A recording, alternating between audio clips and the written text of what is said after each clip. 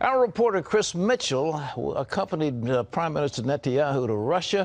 We've got an exclusive report from that visit as Israel is doing everything it can to slow down the onrush of the Iranians. And wise heads are saying to Kerry and the president, cool it.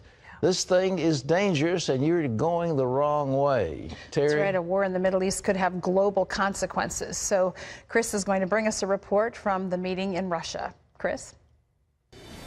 While the world powers met with Iranian negotiators in Geneva, both Netanyahu and Putin took different views on those talks.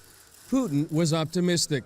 We hope in the near future a deal will be announced acceptable to all the sides.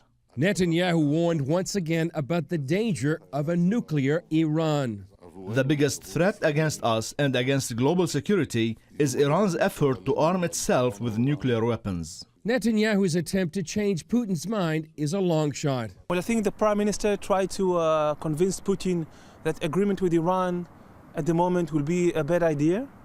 But I think he knew that it will be a very hard task.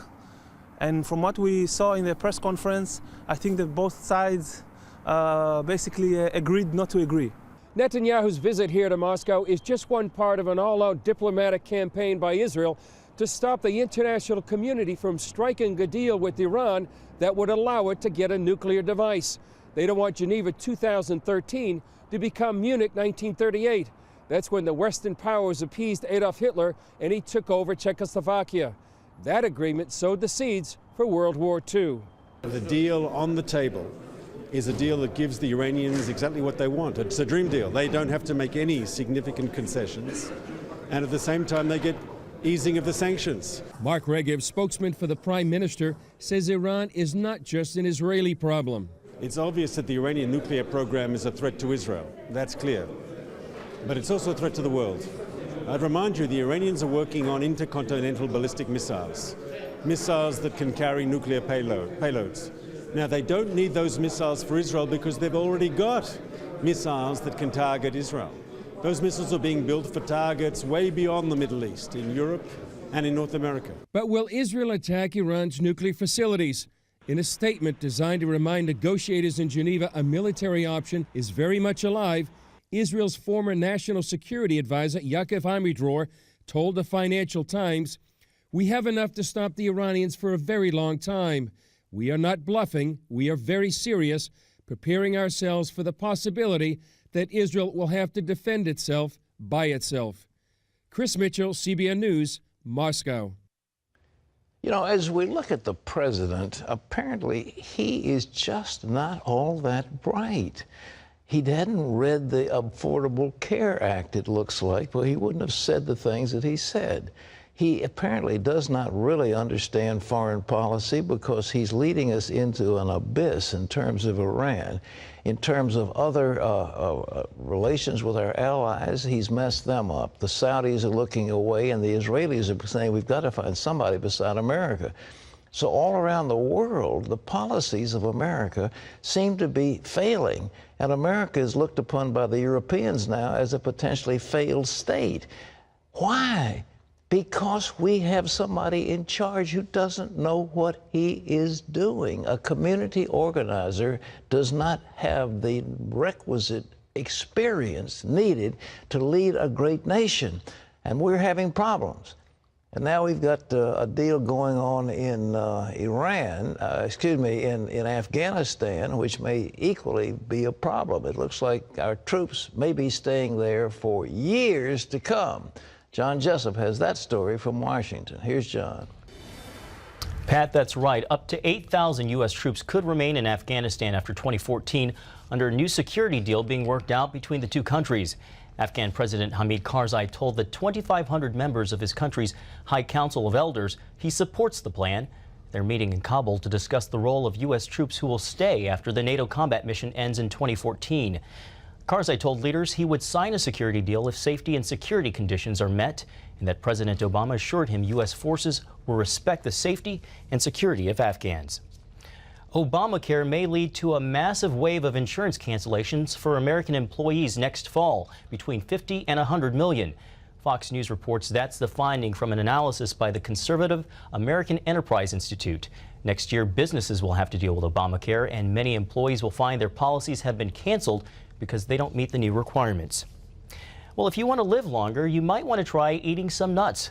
The largest study ever done on nuts has found that people who ate them roughly every day were 20% less likely to die than those who didn't. According to the Harvard study, for people who ate nuts 7 or more times a week, the risk of dying from heart disease dropped nearly 30%, and the risk of dying from cancer fell 11%. The benefits came from peanuts, pistachios, almonds, walnuts, and other tree nuts.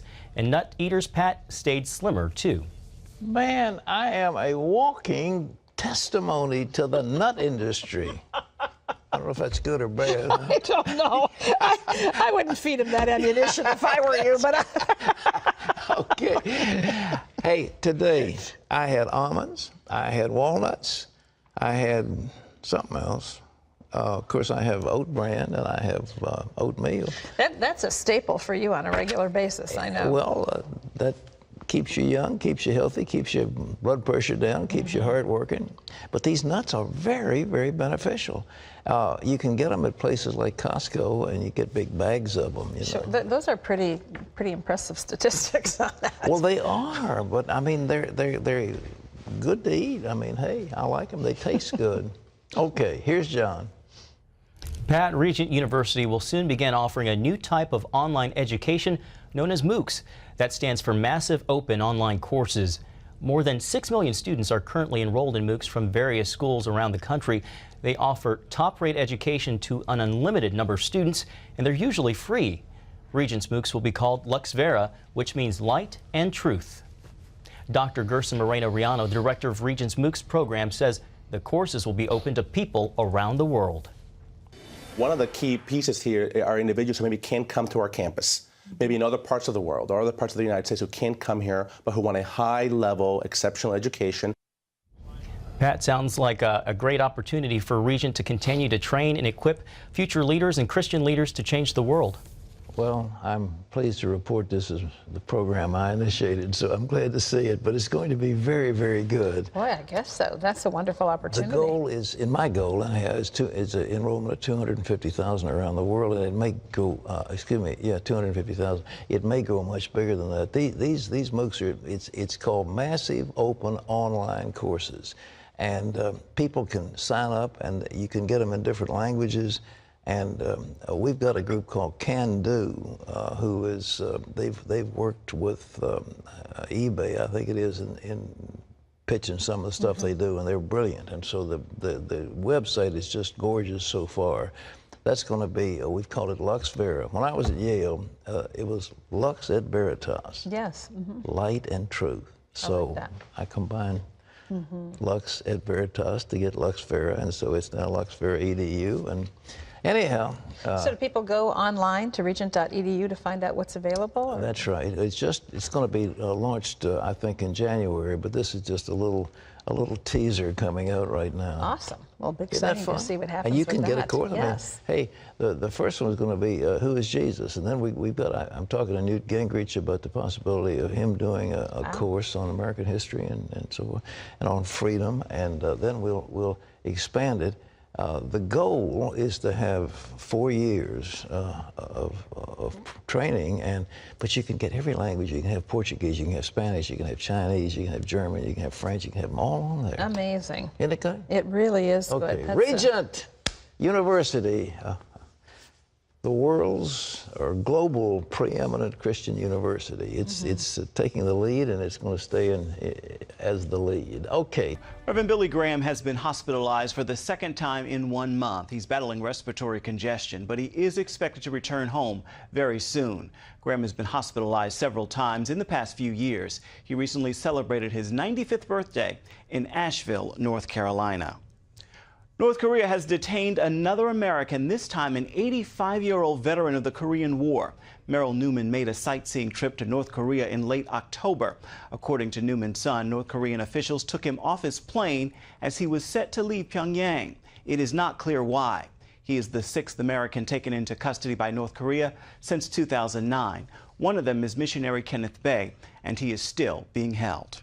Remember, you can always get the latest from CBN News by going to our website, cbnnews.com.